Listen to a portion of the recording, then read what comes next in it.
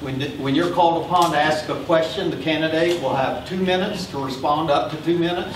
If the candidate mentions another candidate in their response, that other candidate has up to 1 minute time of rebuttal. So, Mr. Nehlen, you have 3 minutes. So. Okay. Well, I'm really glad to be here. I want to thank our hosts for having us. As you may or may not know, several of us have been excluded from the Wisconsin GOP process. And here in Wisconsin, we ought to have elections, not selections. And so I called a debate last week, and Jeremy Bryan was kind enough to show up to that in Delavan, and we debated for about an hour and a half. And I think that was very useful because some good questions were asked by the folks in the audience, and that's critical. I moved to Wisconsin in 2008 to run a division of a Fortune 500 corporation, SPX Corporation. After 2 years, a little over 2 years of very successfully growing that business, they asked me to go run Europe, the Middle East, and Africa. So I had 6,500 employees over in Europe, Middle East, and Africa. Very successfully ran that, came back to the States, jumped around from Texas to Michigan, went into private equity, again in manufacturing. My background is an engineer. I've got an MBA. I've got a dozen US and foreign patents for my inventions. And I've had nearly 20,000 employees in my lifetime. And the thing I've learned is you listen to your employees.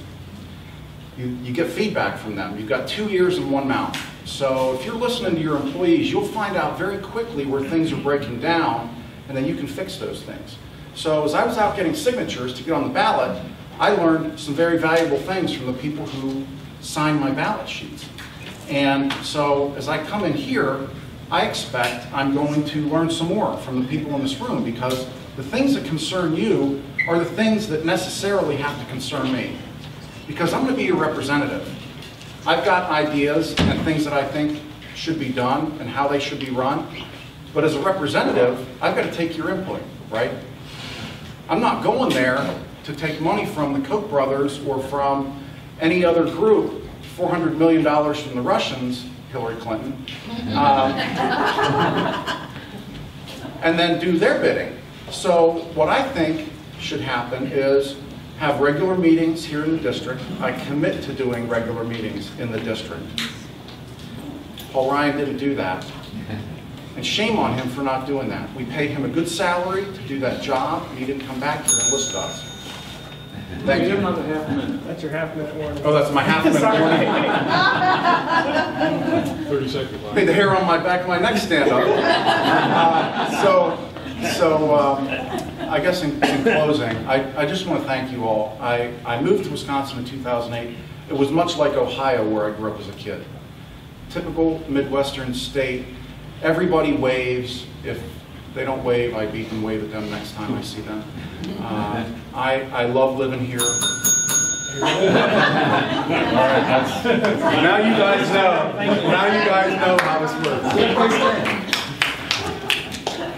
Well, thank you again for coming. You guys have no idea what it means to have a group of people that are willing to be engaged in this system we call government. It's extremely important. My name's Steen. I'm running for the 116th Congressional seat in the state of Wisconsin, the 1st District. This is the 116th Congress that we have the opportunity to serve in. And I think it's extremely important that we take this seriously. And it's extremely important to me that we have a citizen legislature. I think our country was founded by men that knew that citizens with experience could go to Washington and serve their country and take the knowledge that they've gained in the private sector to Washington. And I think that sometimes we forget that when we get politicians that are so far away, and they forget what people actually want. A little bit about myself. I was born and raised in Muncie, Indiana. Grew up in Grace Baptist Church. Came up to Watertown, Wisconsin after high school and attended Maranatha Baptist Bible College. After I got a humanities degree and a business minor, I went off to the University of Wisconsin-Madison. I've been told that was 60 square miles surrounded by reality. Is that right? Not really? Okay. Depends. But it was exciting to be able to take the knowledge that I had gained in school and in my life and to be able to apply it when dealing with other people that I didn't agree with.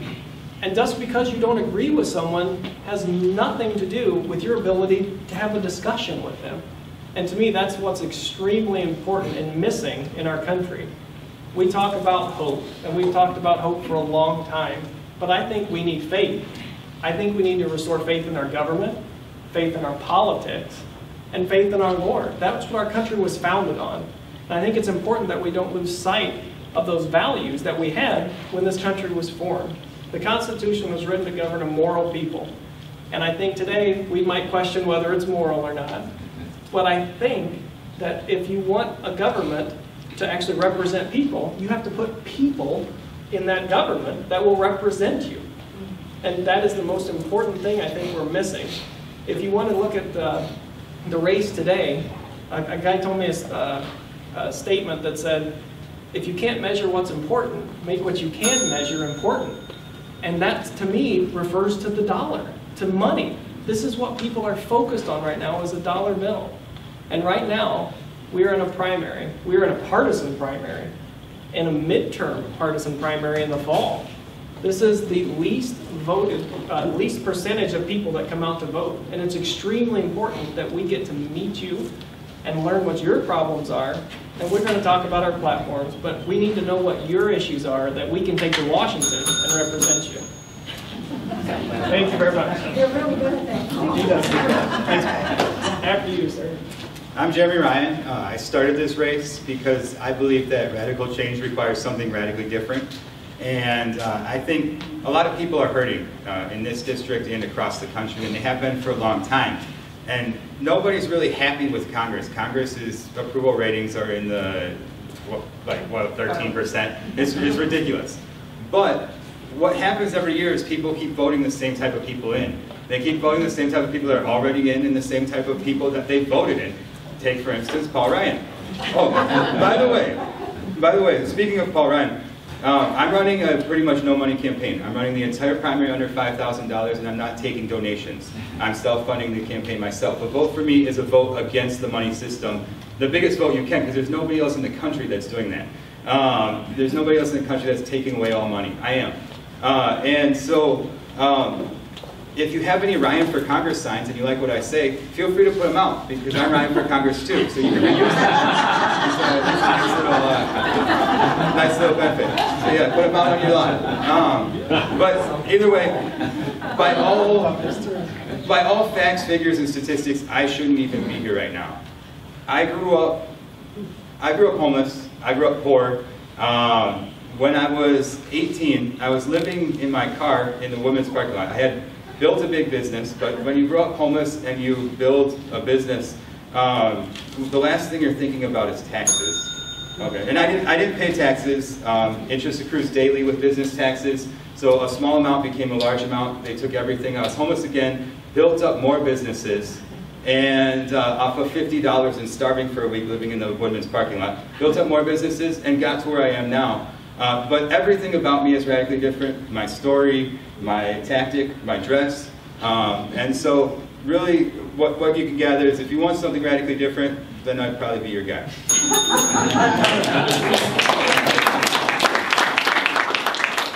That was exceptional timing.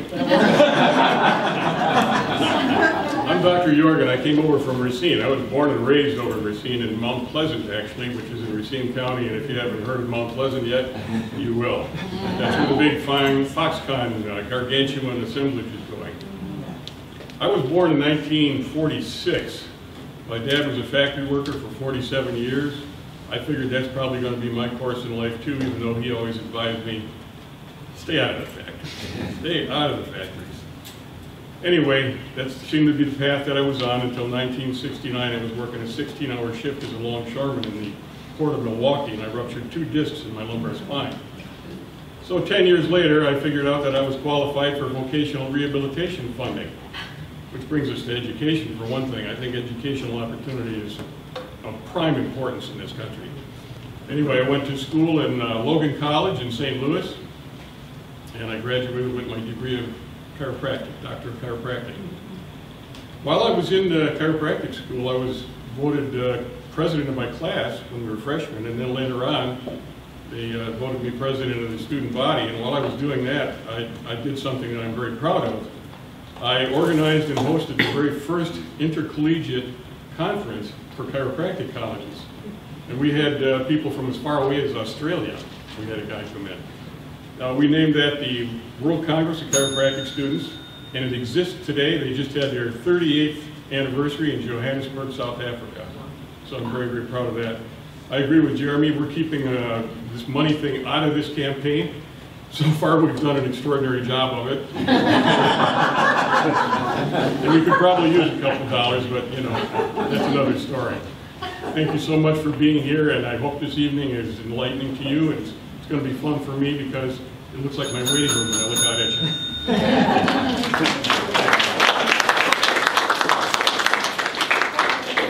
Okay, let's open up the audience for questions. Anybody? Yes, ma'am.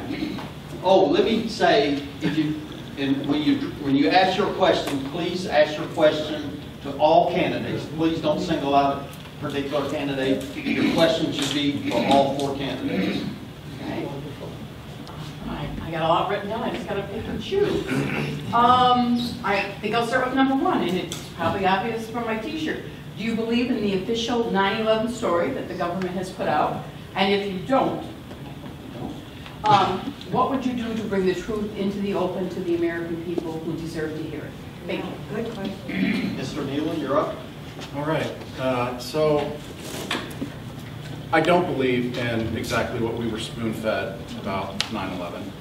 I think that there were people involved in that have not been uncovered, and I would suggest that we have a different commission work on this, and I would get people who have demonstrated scholarly research on the matter, because there are a lot of ideas out there of how this could have happened, particularly the third building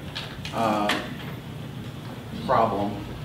And I'm not satisfied with the results of 9/11. I'm not happy that we went into Iraq afterwards, and I'm not happy that we're still in the Middle East. I think we've managed to get ourselves into a lot of Middle Eastern conflicts, and getting involved in those is no place for America, I don't believe. Thank you. Well, on September 11th, I was actually in college, and I remember sitting in the dining hall and watching on television what was unfolding in front of me. And many of you can remember that time when you were sitting there and you saw the information that was given to you. A lot of people like to criticize the decisions that were made in that instant. I was not privy to that information at that instant. And I do believe that we are human, and I believe we've elected officials that are going to lead this country. And at that time, there were mistakes made. But when you look at the mistakes that were made, you have to make sure you can put yourself in the right frame of reference. And to me, that frame of reference is, given the knowledge that they had at the time, did they make a good decision on how do we act and how do we react?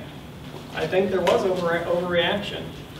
But again, you all have a frame of reference that you have in your experience. I, as Mr. Nehlen stated, do not have the frame of reference to have knowledge enough to make sure that they made good decisions. So I really do think it would be nice to have a council that would review the findings that were found. But for me to second guess at that moment in the instant the time was lapsing when the towers were hit, I do not personally think I have enough wisdom to go back and second guess those decisions instantly. But yes, a second look would never hurt. Thank you. I think anyone who goes through the 9/11 Commission report can see that it's clearly garbage. I think you can find a lot of holes in a lot of the conspiracy theories too, but I think the most holes that I've seen are in the actual 9/11 Commission report. So I think to start out, you would have to acknowledge as a country that the Commission report is garbage, because it is. And then try to find answers in another way, a separate independent panel. I think that we can all learn something remembering back on 9/11 though, because it did do one beautiful thing to our country. It brought everyone together. And we're going the complete opposite direction right now. And we have been for several years, going the complete opposite direction. And that's surpassed administrations. It's not really even a partisan problem if you look at it. Both sides are contributing to it, and both sides are creating the divide. And I hope that without something like that happening, we can get back to that as a country. And that's part of the reason why my platform is comprised of ideas that both sides, when polled, actually support in a major majority. Trying to focus on where we agree and we can bicker about the rest later is kind of my entire stance. But no, I really, the report is garbage and we need better information. We need to know, and we need to hold people accountable. Actually, me and Mr. Nehlen don't agree on a whole lot of things, but one of the places we do agree on is we shouldn't be in war in the Middle East, and we shouldn't have gone to war in the Middle East. And I also believe that we need to look at all of the rights that we've given up since 9/11 in our fear. Our Constitution has been eviscerated since 9/11, and both sides have been doing it. And both sides continue to do it. It's again a bipartisan failure. And so we need to look at that and try to reverse some of that as well. Thank you, Chairman. No problem. I think everybody here is calling BS on that commission report. But there have been a lot of investigations done on that have been largely ignored. I mean, many of you have read them. I've read them. I really don't see much point in going back and revisiting that too strongly, because there's so many other problems that we have in this country that we need to face. I didn't agree with going into Iraq either. In fact, I joined up with an organization called the Racine Coalition for Peace and Justice, specifically in opposition to what was then the pending invasion of Iraq. And in fact, I served as chairman of that organization for 5 years. We would go out and stand on the street corners, hold up signs protesting the war. Initially, we were getting the read between the lines, and people were hollering at us, "Go home, leave America if you don't love it." As the years went on, we started getting honks, and people were waving and giving us the thumbs up because they realized what a disaster that was. But America's been through a lot of disastrous wars, and that's one of the reasons that I think that Congress needs to reassume its authority to be the body that declares war. That should not be in the hands of the president. Constitutionally, it belongs in Congress. It's a deliberative body, and I think if it was back where it belongs, a lot of these unnecessary wars would probably be circumvented. If you go back in history, a lot of the ones that we've been involved in, I mean, you go to the Gulf of Tonkin resolution that got us engaged in Vietnam, that was a big lie. This thing that happened in New York City, the first time I saw the reports on it, I said there's no way that they could have penetrated American security and done that without somebody having some knowledge beforehand. I just don't believe it.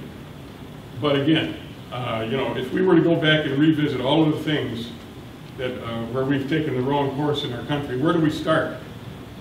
I mean, do we go back to the way the Native Americans were treated? I think we do need to make some recompense for some of the things that we've done, but we really need to move forward, and I agree with Jeremy 100%. We need to work together. That's why I'm running as an independent. You know, the Democrats didn't show up this evening. We have 3 Republicans and independent here. I'm willing to work with anybody. I know there are good things that Republicans say and good things that Democrats say, and there's bad things that come out of both sides. I'm busy right now working on identifying people that I can work with if I get to Congress. Do we have another question? I guess the meeting's over. As far as the state of agriculture, I'm a farmer. It's really been in turmoil for quite a few years. The number of dairy farms in the state are going out at record numbers. What kind of plans have you got in your minds to be able to put those farmers back on track? Because if we can't raise our own food, we can't feed our people, we are in dire straits. Well, I greatly appreciate the question. Growing up on a farm in Indiana, I have a little bit of intimate knowledge about agriculture. When I since I've been in the state of Wisconsin, I've also been on the Wisconsin Soybean Board representing farmers in our district and in our state on a national level. So growing up on a farm, you understand the backbone that's required and the hard work that's required to raise those crops. But once I got onto the soybean board, I understand the dynamic of how agriculture fits into our national scale. And it's extremely important that we look at what are we doing with the crops that we are growing in this country. Right now, 90% of the milk that's created in the state of Wisconsin leaves in the form of cheese. 90%. So we're sending our products out of our state and relying on someone else to buy those products. And I think we have to look at what the president is looking at now with these tariffs to level that playing field so that we have the opportunity not just to consume our own products, but to sell our own products on a fair scale. What many people don't realize is we are trying in the state of Wisconsin, up in Waupun, to work on a crushing facility so that we can consume the soybeans that we're raising in our state. And so once we can be able to consume those here and process them, we automatically have a place for us to go with our products. So you talked about the farms that are shutting down in this state. I grew up on a 600-acre farm. That is nothing, correct, compared to today's farms. And what many people don't realize is those farms represent families. And in the state of Wisconsin, we're finally getting to see those families being represented as the farms are being sold. And to me, the way we can help sustain those farms is to find better markets for our crops, not just across the ocean. 60% of our soybeans are sold to China from the US. And that is why price of beans that closed at $8.35 today on the Board of Trade in Chicago. A month and a half ago, they were $10.50 a bushel. That is the kind of hit that we are seeing in this state. And the tariffs, they are causing those problems. But I think if we don't work on markets within our country to use these products, soybeans, corn, the meat that we're raising when we're feeding these hogs and these cattle, all of that needs to be consumed internally, and we do not need to be looking to other countries to export. So if we can work on developing markets here, I think we can better utilize our ability to sustain growth in our country, in our economics, and in our food sources. That's all. I've never been a farmer, but I did graduate from a high school where there were tractors in the parking lot every day. So, yeah, and I've talked to a lot of farmers throughout this race, and I'd gladly talk to more. Three of my main platform ideas, I believe would help farming. One, legalizing cannabis. That's one crop that can be farmed, and a lot more money can be made off of it. So some farmers could switch to that, and that would really help out. Also, one of my big ideas is shifting tax breaks from giant corporations over to small and medium-sized businesses. And so the family farms, the Main Street businesses, there's no reason why the GEs and the big corporate farms should be getting billions of dollars in tax breaks. And every year, every Congress for pretty much most of my lifetime, we've been giving them more and more. And we're just seeing less and less. And there's no reason why, I use GE as an example, because they just moved hundreds of jobs outside of the district. They're not in the district, but plenty of people in the district work there. And they're shipping jobs overseas, and they've paid $0 in corporate taxes for the last 10 years. There's no reason why they should pay nothing, and your family farms and Main Street businesses should pay up to 35%. That makes no sense whatsoever. We just keep giving more money, and part of it has to do with the money in politics. All of people on both sides are guilty of it. This corporation gives them money, a bunch of money, and then they give them $100,000, and then they get $10 million in tax breaks. And that's just how the systems work for decades. It needs to stop. And then the third is imposing tariffs. I do support imposing tariffs. I do not actually, things got kind of confused at the last debate. I don't support it how the president is doing it. Currently, he's picking and choosing certain industries for political benefits because he has a problem with that country. I don't think that makes sense. I think we need to do tariffs clear across the board.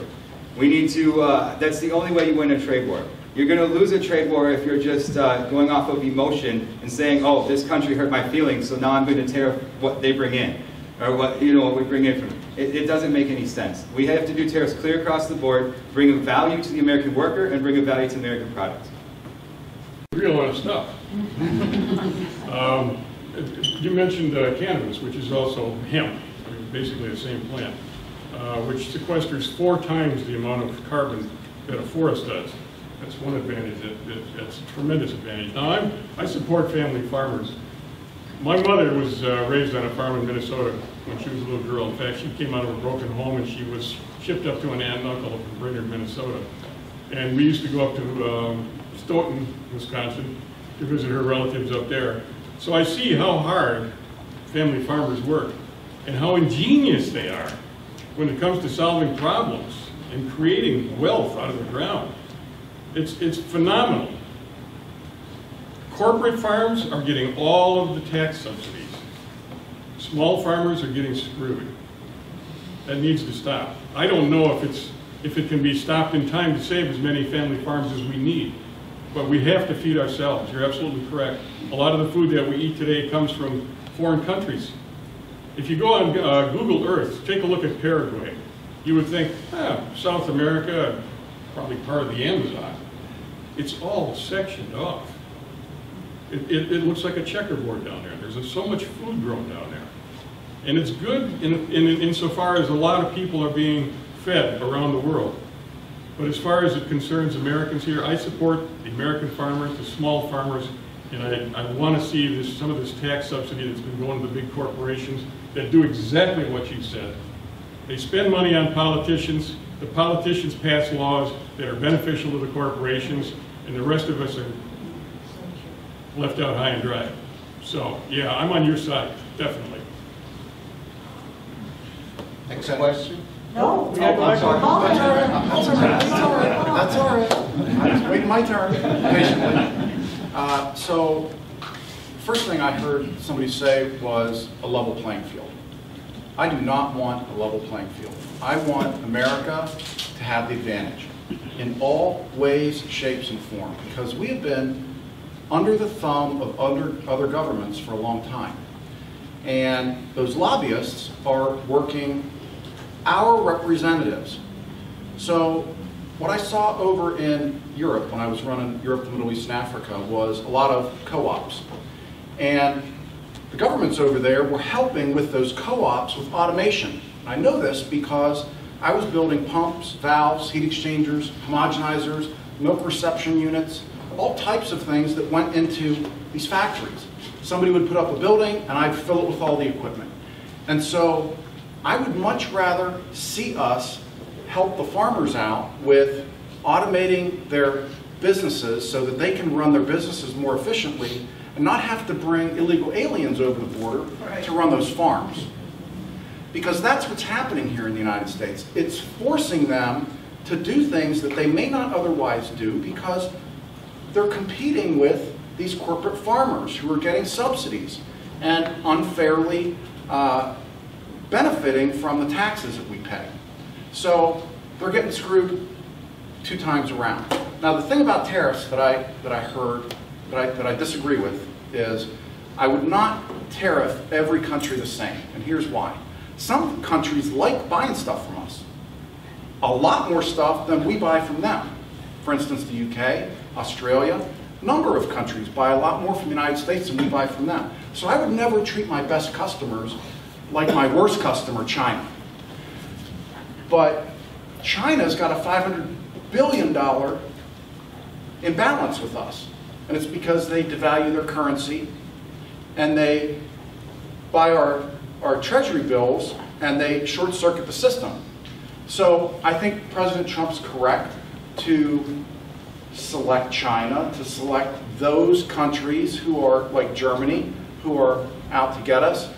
Something different in NAFTA, the agreement between Canada, the United States, and Mexico, than the EU. The EU's a bloc. It's an economic bloc. So if France wants to make a deal with China, well, then that deal works all of Europe. Germany gets the deal. Everybody in the EU gets the deal. But in the United States, if Mexico wants to make a deal with China, Mexico can go make a deal with China, and then their goods come in through Mexico and the United States with no penalty. Same thing with Canada. So Canada and Mexico are screwing our farmers by dealing with China and other countries on their own, and then leveraging NAFTA and the tax-free policies to benefit themselves. Yes, sir. Okay, do we have another question? Yes, sir. This is a yes or no question. I know these guys they want to be politicians so they can talk a lot. But when it comes to my vote, I have some very basic questions that can be answered with yes or no. This question is, would you vote in favor of building the wall? And that's a yes or no question. No. Yes or no, and why yes or no? No. It's a yes or no question. I'm going to vote for someone involved. I want to know the answer. Would Can I add you a vote joke to too? build the wall? Yes or no? Can I add a joke too that isn't the point? I'm going to say no, and I wanted to say this joke here, but if the wall does end up getting built, then I'm going to move some of my investments from Bitcoin to Cessna. No. Yes, emphatically.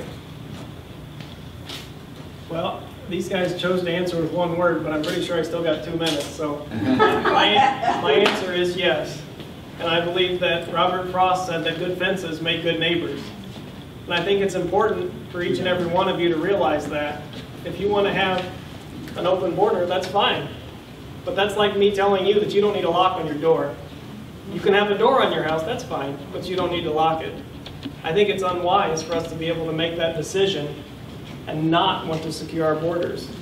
We can talk about immigration all day long, and I can if we really need to. But I think it's important that we realize this country was founded by immigrants.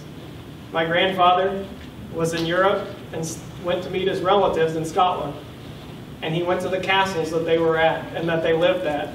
And it's amazing to see the heritage that we have from around the world, in this country, in this room.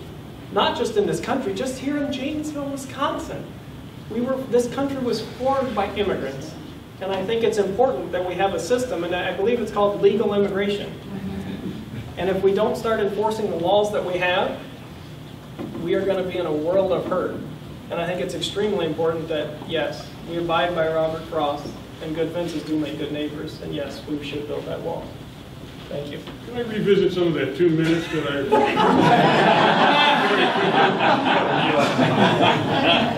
I'm all in favor of border security, but I find refugee abuse appalling. And that's all I want to say. Thank you. Any other questions? Yes, sir. You talk about refugees and refugee abuse. How is refugees that come try sneak across the border in the United States and they take their children away from the parents for committing a crime, but in the United States that if you're a mother and you commit a crime, you're accused of it anyhow, you're not even prosecuted yet, that CPS comes and takes your children away, but you refuse to take the children away from someone that doesn't even belong here in the first place. That sounds pretty upsetting to me. Is that in the form of a question to all of us, or? Yes. That's to every one of you. And don't drag it out. Okay. Run it by real quick again. CPS in the United States will take your children away from a mother for committing crime. Child Protective Services you're talking about? Yeah, Child Protective Services. And people are complaining about refugees who aren't refugees. They're actually trying to come across the border illegally, that they remove some of their children from their parents. That, what's wrong with that? Okay. They do it to the United States citizens. No, I hear what you're saying, and I think it's wrong in both instances. I don't think it should be allowed in either instance. And yes, a lot of those people are refugees, and a lot of them are coming from Central America. They're coming up here to escape from failed political systems. And I'll tell you what, a large part of that failure is due to what's been going on with American corporations. And when you say American corporations, a lot of these corporations, these big multinationals, are not American corporations. They don't pay taxes here. They'll go to an offshore place, and like the Caymans or whatever, where they can hide their money. But they want to be identified as American. You know why? Because we have the mightiest military in the world, so they can have their interests protected around the world. Well, we've been doing some nasty business in Central America for years, and a lot of the people that are refugees now are the result of that failed effort that we've made down there that created those failed governments. So yes, there are people that come in illegally, and in fact, if you want to label a refugee illegal, I guess you can. But the bottom line is, a lot of these people are indigenous to this part of the world. I mean, we're looking at Native Americans, a lot of them, when it comes right down to it. Those are the poor people that are under the yoke of oppressive governments. And they're in fear of their lives when they get to the border. And the first thing that happens is their children are taken away. I just find that appalling. I really do. There's got to be a better way. Okay. Well, as one of the other candidates said, we have laws in this country. And those laws either apply or they don't. It's true. So if somebody comes across this border, in my view, they are an enemy combatant. Man, woman, or child. And that might sound harsh, but for thousands of years, Western nations have defended their borders. And only until very recently, have we decided it's okay for people to come across our borders and break our laws. And that is not okay. It is not okay for somebody to go out and drink a bunch of alcohol and go crash into cars out there. It's not okay for somebody to decide they need to have sex with someone tonight and go rape someone. It's not okay for someone to decide they're going to use somebody else's head as target practice at a stop sign. But all three of those things, I know parents of children who died at the hands of illegal aliens. I worked on behalf of the Remembrance Project. And they did work on behalf of these families who suffered for no good reason. There is no reason. There should be zero illegal alien crimes in this country because there should be zero illegal aliens in this country. And I firmly believe that. We ought to have a wall or a double fence just like Israel has, just like Hungary has, just like plenty of other nations has, because they work. And they ought to be well defended. Every 500 yards, there ought to be a machine gun turret, and somebody ought to be there. Because you can't bribe a wall. You can't bribe a wall, but you can bribe these deputies down there or Border Patrol agents, and God bless them, they're doing God's work.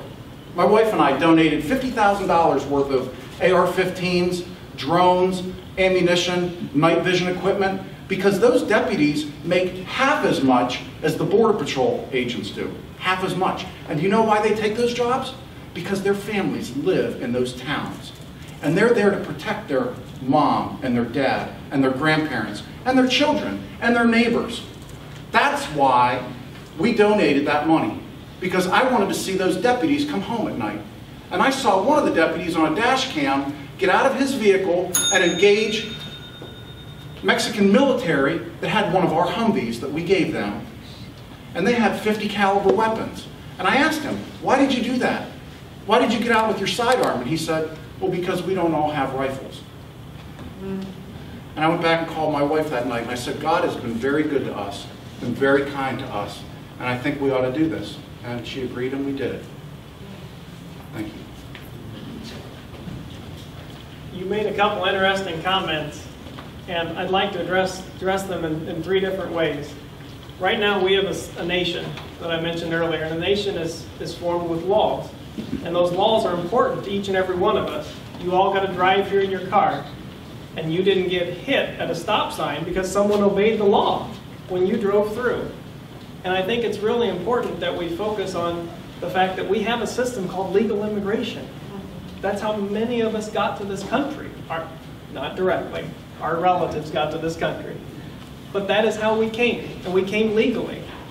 And to me, right now, we have, especially in the agricultural industry, many of us talk about jobs that other people can't or won't take. There are jobs that immigrants are taking right now, and they are taking them without being citizens. And I think if we punish the employers by fining them for having citizens that are, employees that are not citizens. We sure can encourage them to help those people become citizens. They're here. They are productive members of this society. If you think that it's possible, and you want to save money, and we want to cut spending in this country, but if you think it's possible that we remove all of those people from this country, I hate to say it, but you're sorely mistaken, because the cost is enormous to pull them from this country. So if we have a system that exists called legal immigration, we can allow these businesses, or farms, or factories, wherever they're working, to sponsor them. It's the same thing if a student comes across the ocean from France or Europe, and they want to study abroad. They want to study at UW-Madison. They can graduate high school and get here the next fall. In 3 months, they can have a green card and study here. We have a fast-track program that works. Let's use the system that exists and allow them to become citizens. But if they are here, and as many have mentioned, they are not a benefit to society, and they are here illegally, it is extremely critical that we encourage our law enforcement and our government, whether it be through a legal action or simply enforcing the laws that exist already, we remove them from this country and send them back to the country of their origin. Not because we're spiteful, not because we're mean, but because we are a nation of laws, and it's important that we encourage people to abide by those laws, because that's what gives us the freedom to speak here today. We wouldn't have the opportunity to stand here in front of you and give you our opinion of the law if men and women hadn't died to defend the laws that we have today. Thank you. In regards to the first short bit will be directly related to your question. In the difference between an immigrant coming and getting their kids taken away and a U.S. citizen. If you're comparing the two, you have to compare the two crimes. And illegally immigrating, per the U.S. justice system, is a minor misdemeanor. Kids don't get taken away from parents over minor misdemeanors in the U.S. So if you're comparing the severity of the two apples to apples, then it's not the same thing. I think we do need to treat humans like humans. I don't agree with putting humans in cages. I don't agree with any of that. And I do realize that these facilities were started by Obama. And I did criticize him back then for that. But no matter who we are, what does that say about us as a people if we can treat another human being subhuman? It doesn't say much. It doesn't make us look good. And then it also doesn't make us it doesn't make other people very empathetic to us when we do get attacked. If we resort to things that very brutal regimes are the only people that ever do. Now, on the topic of immigration, I have several friends who are undocumented. One of my friends, I'll call him Jorge, so it's not his real name, but I'll call him Jorge. He came here with his mother illegally, and at the time he was trying to come here legally. It was a 5-year backlist to come here from Mexico. They crossed the path of all the dead bodies. Most of the people that actually try to cross don't actually make it unless they have the financial up to do it through an intermediary. So it's not like everyone who's trying, it's not like crossing the street. It's not like everyone who's trying to come here is actually making it. They don't. So they crossed the path with all the dead bodies. The reason they came here was this, and it's a very common story.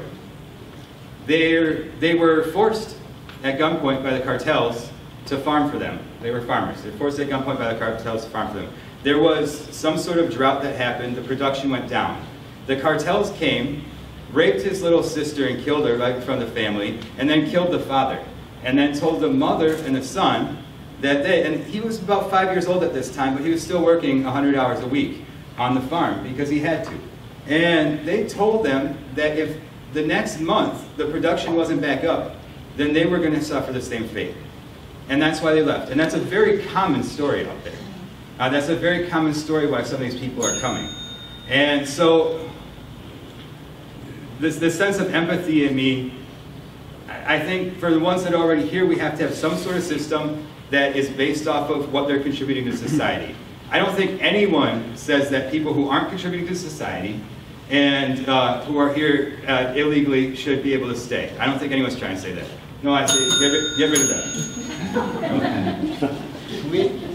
This event's being aired live on YouTube. Do we have any questions from listeners? Any questions? Any other questions in the audience? Yes, sir. All right, so immigration to this country has mostly been, well, since the beginning, European, but since 1965, when they ended the racial quotas for immigration, we've been getting a big wave of non-white immigration, and in the next 2 decades, as a result of that, whites will become a minority in the United States, and I'd like to know what the candidates think about that, and if they would do any steps to reverse that, or what. Am I up? Yes, sir. Well, the first thing I would say, and I was cut off by the dinger, was that, and I sincerely mean this, we need to deport everybody who is illegal in this country. Everybody. Every last illegal in this country needs to go back and go through the legal process. Because while I empathize with the fact that there's a 5-year backlog, they could be fixing their own country. That's not our responsibility. It's not. I empathize with their situation, but they have got to bloom where they are planted. They cannot just come to our country and make demands on us. My family came from northern Germany. I have no sense that I've got some right of return to Germany to put upon that government, tell them, I came from here. I'm indigenous. I'm an indigenous German. And damn it, you're going to give me stuff.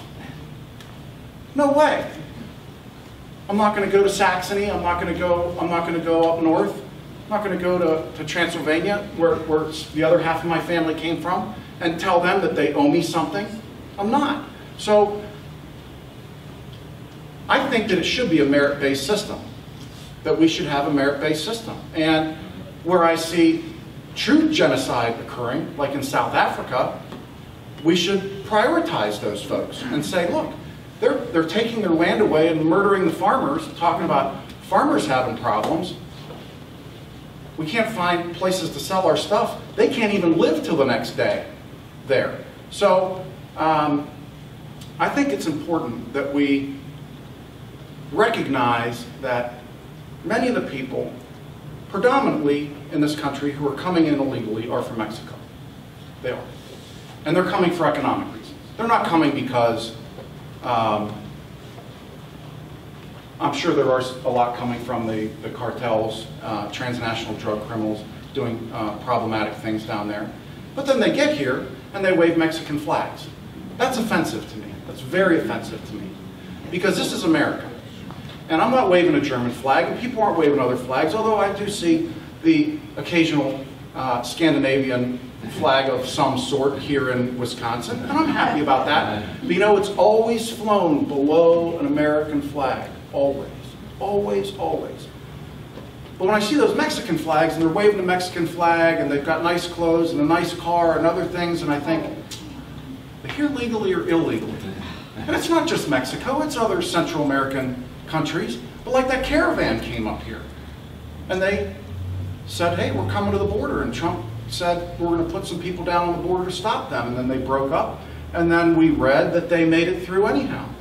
Well, that to me is the wrong thing to happen. It's the wrong thing to happen. And the deportations need to start. But I'll tell you, you can't deport somebody effectively from this country without a means to keep them out. I know that because Kate Steinle's killer was deported 5 times. And I know Kate's parents. And Spencer Golvach, I know his parents. His killer spent time in U.S. prisons and was deported 4 times. Was shot in the head sitting at a stop sign in his father's neighborhood that he grew up in. Well, as I mentioned earlier, I really believe that we are a nation of laws. And I think there is an importance to have a system that exists so that we can prioritize who is coming into this country. Something that I'd like to step back from a little bit is the fact that you have to be from a European nation to come here.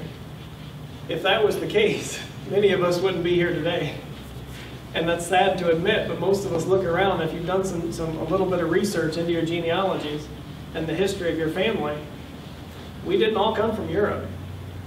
Some of us came from Canada, some from Mexico. We're not all from Europe. And that's something that we need to focus on a little bit more in this country. That I'm not saying I am special because I was born in the US, but people want to come to this country. Why do they want to come to this country? They want to come here because we are a nation of laws. We were founded on biblical principles and values, which guide our government and guide our legislature. And if we stop focusing on the color of someone's skin and instead focus on our ability to govern and send people into these offices, whether it's the judicial system, whether it's the executive branch, whether it's the legislative branch, we have to put people in place so that we can have these laws passed. You're right. We do need a reform when it comes to our immigration system as it exists today. If we don't build a wall, it's very hard to contain our borders. It's extremely difficult. But we have to have a system where we can make good, valid decisions about whether or not a person can come to this country. But without putting people in these offices that represent you, a constituency of people that have a multitude of different backgrounds, we're never, ever going to be able to adequately represent the needs of our country. And I think it's extremely important that we don't forget the fact that we are a nation of immigrants, but we all came here legally. And our parents came here legally, and our grandparents. My great uncle sat around a campfire with George S. Patton in Africa.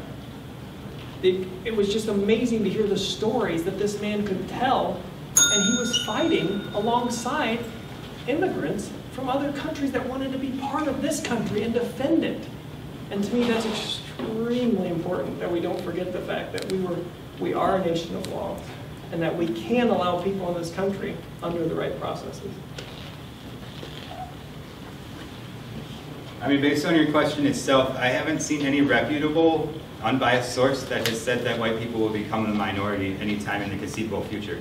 I think that the country is, there's way more white people, and everyone's reproducing, but I don't see it. I don't see it as I don't find it conceivable, and you could feel free to send me something from an unbiased, legitimate source that shows that white people are conceivably going to become a minority, but I think that's fake. U.S. Census Bureau. There you go. And same thing in Europe too. This plan for a few decades after that. What is it? What year? I'd have to look it over before I had it. Well, the information is from 2012, and they said by 2050, whites will be under 50% in the United States. Well, I'd have to look it over. Either way, whites are never going to lose the power and the money. The system is so systematically set up for white people to have all the control. It would take something that it'd take basically our country being wiped out and then restarted from scratch in order to take away that control structure. But we are a country of acceptance. We've been a country of acceptance. We've been a country of being a neighbor. And I think that we need to stick to our values. I think that we need to stick to being a country of accepting of all people. And I think we need to work actually more on that, of being accepting of all people. Now, when it comes to immigration, I don't support open borders as like just free for all.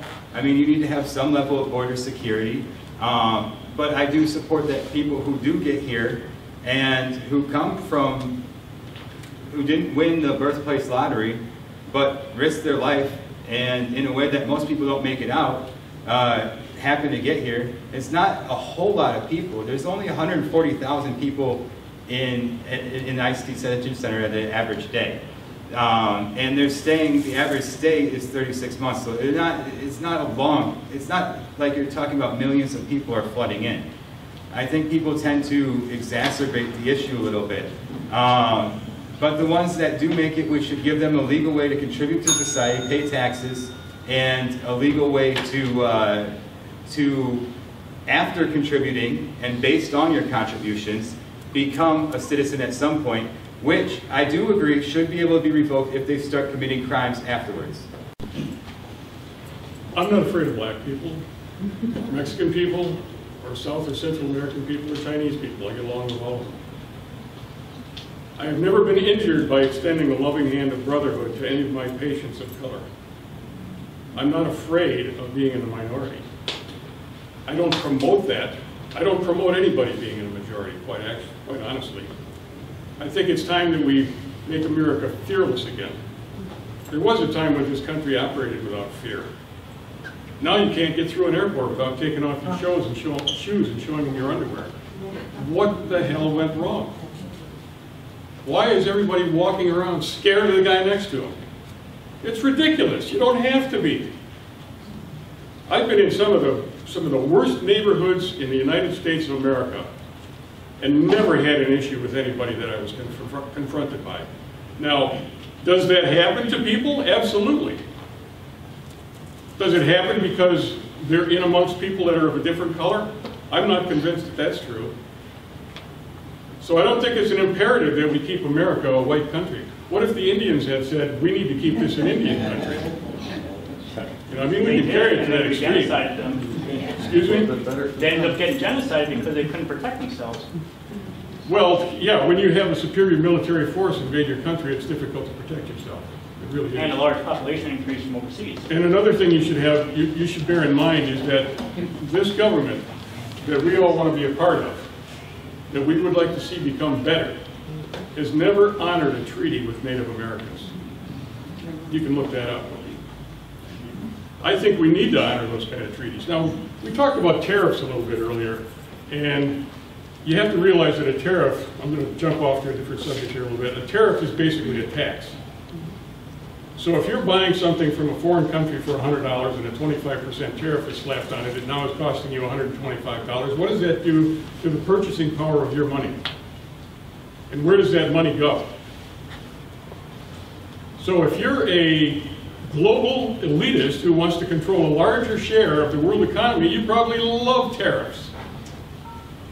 It's going to impoverish a lot of people. It's going to make your dollars worth less. And it's going to make the dollars in people in foreign countries worth less. Anyway, let's get over the fear, okay? Now, I'm definitely in favor of a secure border, but I don't think we need to be punitive with people who come here seeking relief. There was a time when there was no such thing as an illegal immigrant. Everyone was welcome here. Well, I'm sure those days are gone, and they have to be. But let's be reasonable about this. Yes, sir. If you were elected to Congress, would you vote to abolish the Federal Reserve? Yes or no, and why? Good question.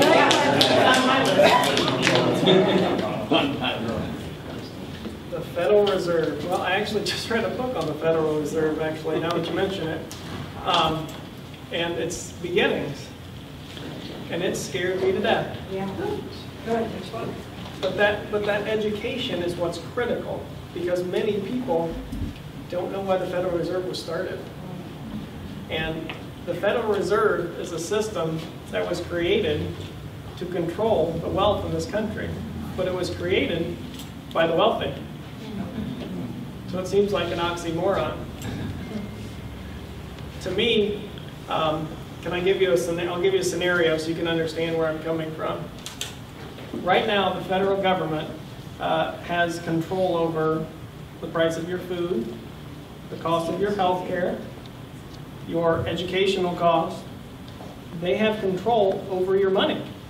So when I say they, I am asking to step into that system. So this might be the pot calling the kettle black, but right now, we have a system where the federal government is deeply entrenched in our system. In 2008, we had what people call a recession. And there were people that were hurt, but a lot of people only could go out to eat 3 nights a week instead of 5. And my great-grandmother died at our house at 102 years old, and she lived through the Depression because she grew up on a farm. And that Depression hurt many lives, and lots of people didn't even make it through that Depression. So what I'm telling you is, if we choose to completely remove the federal government from our monetary system, and by the federal government I am extending it to the Federal Reserve in this scenario, Because if the Federal Reserve goes away completely, we are right now not prepared instantaneously to take over that position in the Federal Reserve. So I do think the Federal Reserve needs to be gotten away with, but I will not say that it needs to happen today. I think we have to have a wise, and I say five-year plan to develop a replacement for the Federal Reserve System. But I do not advocate removing the federal government instantaneously. To me, that would be like saying the federal government should not be controlling the cost of food today. And if someone stands up here and tells you that they can do that and they can pull the federal government out right now, then we will actually see what a depression is. And I've got stories from my great-grandmother's mouth that can explain to you how hard the depression was. And that is what we would return to if we choose to make decisions that aren't conservative and wise in our actions. Thank you. Well, this particular question I can answer very quickly, very easily. We need to own our own money. I support it in the Federal Reserve, and I support it immediately. Now, going back to the last question, because I had some things to think about after Dr. Yorgan here was talking. I may not have been clear. I have no fear of being in a minority either. I've lived in places where I was a minority. I have a mother who's black. So that doesn't bother me. One prime example, a lot of people like to talk about trickle-down economics. Clearly it doesn't work in this country. We've had plenty of decades to show that. But one place where it does work is United Arab Emirates, and that's where I've done a lot of business. United Arab Emirates has a very large upper class and a very large middle class and a virtually non-existent lower class. Because societally it's ingrained that the upper class has to make sure that there isn't a lower class. And whereas here in America, a giant corporation will say, you don't have a job? Well, if I absolutely need you, I'll give you a job. Over there they say, you don't have a job? Well, I can find something for you to do that will make my company more productive and our country will be better off. But one thing about the United Arab Emirates that I love is that it's literally a melting pot. Only 25% of the population is native from that area. The rest of it is literally almost an equal mix of everything else, every other continent you can think of. And so it's a gigantic melting pot. And I'm not saying that everything that we do should be like them, but there are some things that we can learn from certain countries. And I think that's one of them. Well, yes, I would vote to abolish the Federal Reserve, but I agree with you. That's not something you can do overnight. There are a lot of things that can't be done overnight. And I'll tell you what, the system is so wired right now, it is locked down so tight, we're screwed. I mean, there are multi-billionaires that are pulling the strings on this economy and on the world economy. I think everybody here, or most people, realize that. How do you confront that? You can't do it by just abolishing the Federal Reserve. We have to get back to being closer to our neighbors, for one thing. We have to know the people that live in our community. We have to have functioning communities. Communities now are so dependent on things coming from outside of their community. If the transportation system breaks down, we're dead in the water. We cannot be dependent on that kind of stuff. It's time to start rebuilding our communities. And the only way we can do that is to work cooperatively on a local level. I mean, we're talking about Congress here. But I'll tell you what, the real important offices that you need to think about is your village board, your town board, your city council, your mayor, those kind of people. Those are the ones that most directly impact your life. Now, when I was out gathering signatures for being on the ballot in November, I would go up to people, I'd say, hi, I'm Dr. Yorgan, I'm running for Congress in the 1st Congressional District. What I'm doing is circulating papers. If you sign this, you're saying it's okay with you if I'm on the ballot. You don't have to vote for me. You don't have to like me.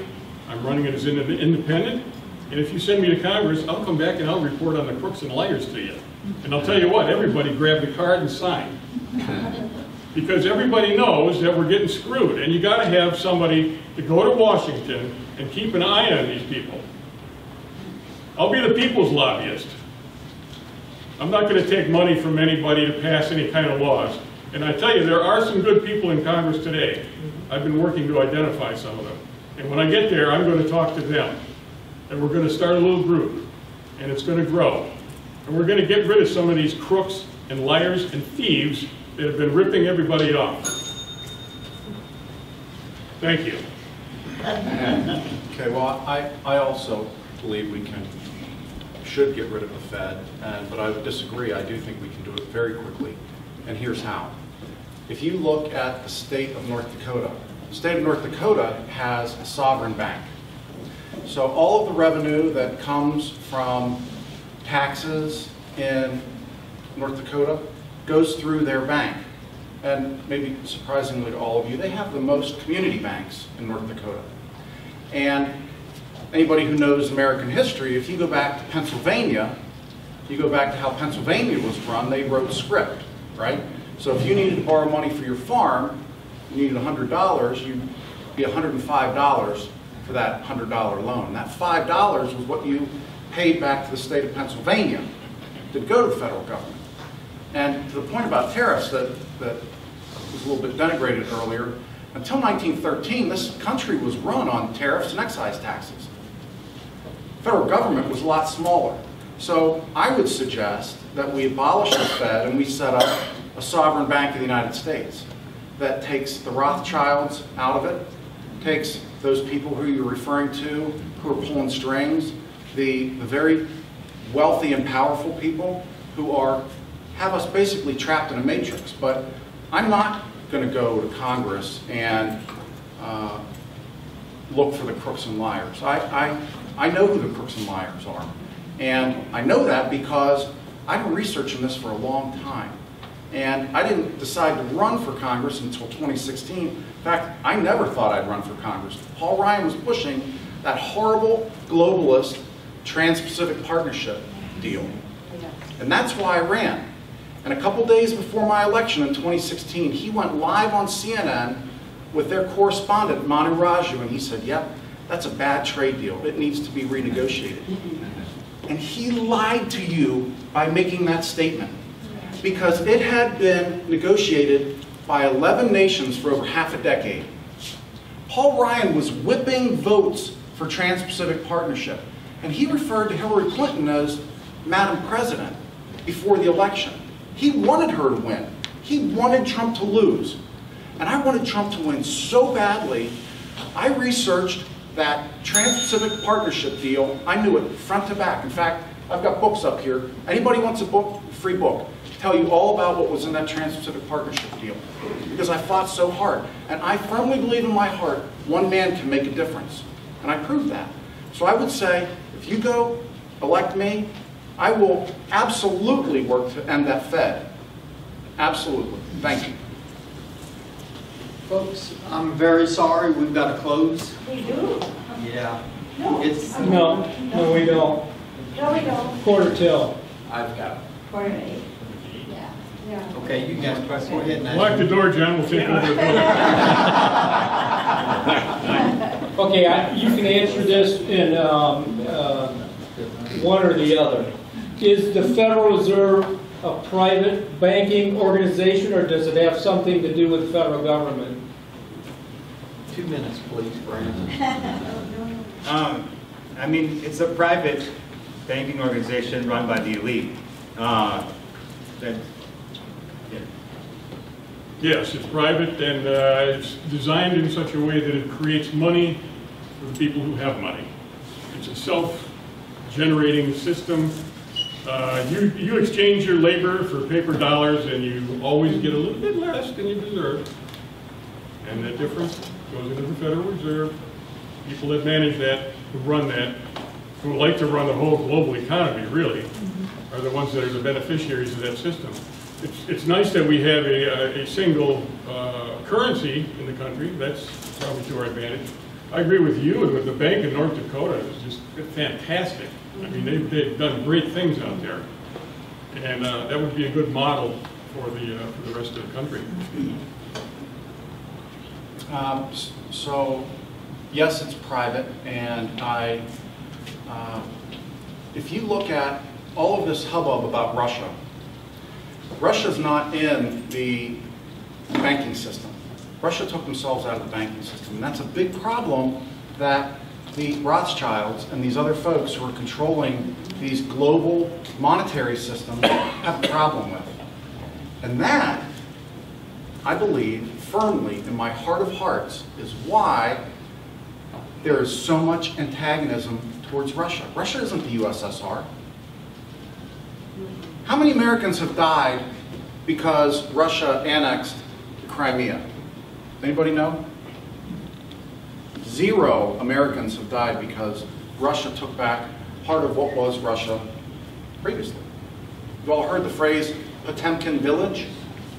You know, when you set up a little village and nobody really lives there and it's this whole fakery, that's where that comes from. It comes from that region, Potemkin village, back in maybe 1700s. I don't personally have a problem with Russia. I think that we should be closer to them. I do. You know, we're the 2 superpowers. We can help each other and help the rest of the globe.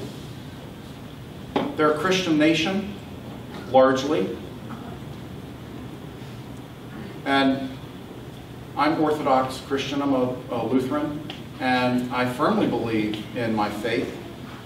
When I was talking to a veteran today, and I told him that my father told me when I was a child, if there's 10 people surrounding you, you remember you're surrounding them. And this Marine laughed, and he said he's quoting another gentleman whose name escapes me right now, Chesty Fuller, I think was his name. He was overrun in Korea, and he told me the story of that. And so I think if we have better relations with Russia, we won't have that risk of nuclear annihilation, the 2 of us, and we can get good things done. Because there's a lot of smart scientists in Russia, there's a lot of smart scientists in the United States, and combining forces, we can help a lot of these impoverished nations that people are exiting to come here to our hardworking lands and benefiting from that. I've got 30 seconds. I've lived all over the globe, as I said. I've been in hotels with engineers from all over the place. Germany, France, China. These impoverished nations that we're talking about, I've never seen any of their engineers in any of these other places. They're not going to other countries to set up factories in those other countries. So it tells you something that we should be helping them because they can't help others. The question was, is the Federal Reserve a federal government organization? The Fed is not. It is a non-governmental organization, and it was set up to control the resources of the wealthy. Thank you. Okay, we're going to have to close up now because we have to be out of here. The chairs have got to be put up. We've got to be out of here by 7:45. If we give each candidate 3 minutes to speak, it should be about 7:30. Closing. Dr. Yorgan, you're first. Okay. I'll tell you what, when I was a little kid, we'd go to church every Sunday morning, without fail. And it always took a long time to get there, because Dad was getting up to the car late. And it took a long time to get home, because Mom was yakking at somebody. And there was always a moment at the end of the service where the organist would be hitting a couple of notes, and he's pulling things and pushing tabs and so on and so forth. And I was a little kid up in the balcony, and I'm like leaning forward thinking, oh, come on, hit that next note that I know I can get out of here, get the crescendo. But while I was there, I always thought to myself, what can I do? What can my life be? Well, a large part of it's been being a chiropractor. And I love helping people. And I'll tell you what, I think somebody who goes to Congress has got a big responsibility to help people. And I would love to be the guy that you send there. Not because of some ego gratification I might be seeking. Far from it. In fact, I never really wanted this job, and that's the kind of guy you should send. Somebody who's like you. Somebody who knows what work is, somebody who knows what honesty is, somebody who knows what empathy is, somebody who loves his fellow man. I would very much love to be your congressman. Thank you. Thank you for being here. Jeremy. Oh, we'll go the opposite way. Yeah. So I think there's a few things that are probably clear by now. I'm not a Republican or a Democrat. I'm more on the independent side. But you have to run as one or the other. And I am very much different from anything that you're going to see. And if you think that that's what Washington needs, I think that's what Washington needs. But if you think that Washington needs someone who's going to be genuine in their raw, pure form, just who they are, and very much different, and having spent probably the lowest in the country that has been spent on a congressional primary, so again, making a statement on money. Every vote that I get shows the powers that be. I've spent $300 so far. I'm running some ads actually next week, so I'll spend a little bit more, but I'll be well below $5,000 by the end of it. So it's showing the powers that be that that's a vote that people mean more than money. And on the note of the ads, one thing that I ask you guys to do, I thank you all for showing up. One thing that I ask you all to do is to hammer the press. The press isn't reporting that the other candidates aren't showing up to these debates. And because of the money that they have, they might just slide through. But if it starts getting covered and people start hearing that they're not debating, that they don't care about people like you, they don't care about the average voter, because they think they can just buy their way through it, if that starts getting reported, then it can change the entire dynamic of the race. And the only way to do that is for people to actually be calling the news outlets and bringing it up. I'm running some ads next week about it, criticizing Brian Steil and Nick Pulse for not showing up to any of the debates. But I do really think that we need some help with that, because you guys should be able to hear from everybody. And I've always said, I'm down to debate anybody, anytime, anywhere. And you know, if any of you have anything else that you want to discuss, my campaign number, which is on my website, my campaign, I'm the only one that answers that. So you can feel free to just give me a call and debate. I might have to answer and be like, hey, I'm in the middle of something, I'll call you back in a little bit, and I'll call you back in a little bit, and we can have a debate, we can have a discussion. You can ask me whatever you want. And that would be, if I was elected to Congress, I would hire staff that felt differently than I did, simply so that people who felt differently could be represented as well. So that the people that they were talking to, the people that are bringing all the 710,000 people in the district and all their concerns to me, everyone would have somebody who they knew, who understood and agreed with their standpoint. And I think that that's very important. And I would always have an overhead. I wouldn't have to deal with lobbyists because I didn't take any money from any of them. And I would instead have dinners with constituents every week.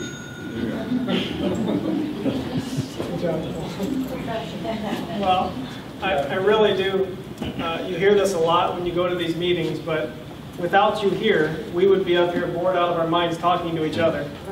So it's extremely important that you are here and that you are engaged in this process.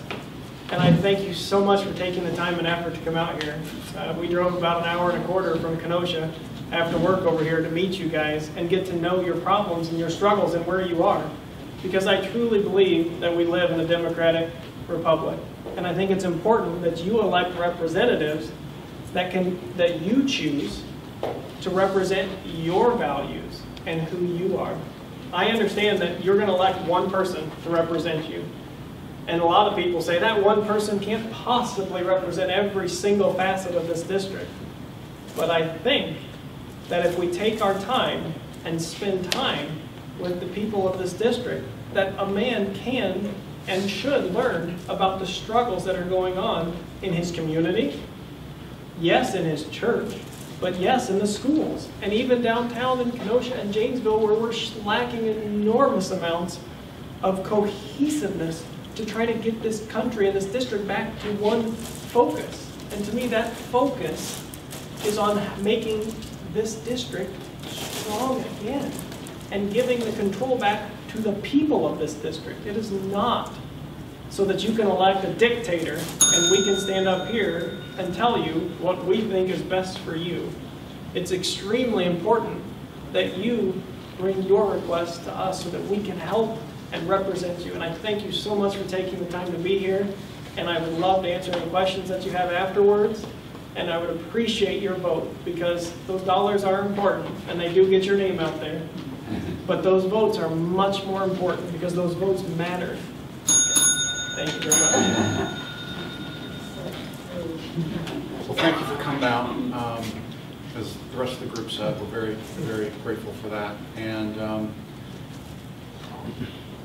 I think your vote is more valuable than I can even explain it, right? Because as somebody said earlier, there's not that many people that are going to vote in this election. It's a midterm. People, I don't know why. I don't know why not. It's so important that people get involved, but they don't get involved. And then they complain that we've got a problem in the government, but they didn't vote, and I don't know where that thought process comes from. However, we find ourselves in this situation, and the thing that you could do is spread the word out, right? You've heard us debate a number of different topics. Some of those are probably important to you, but maybe some weren't. But I think as you look at it, you say, who is going to stand up and fight? I think if you look through the newspapers and saw who's been attacked the most in the newspapers, you would clearly say it's been me.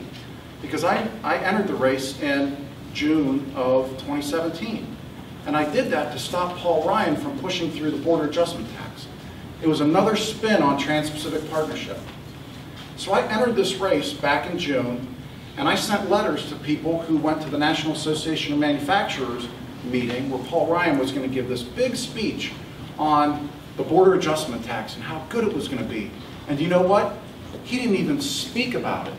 His press people put out that he was going to give this speech. He didn't even bring it up because I peppered the crowd with questions. Because I've been in manufacturing for 30 plus years.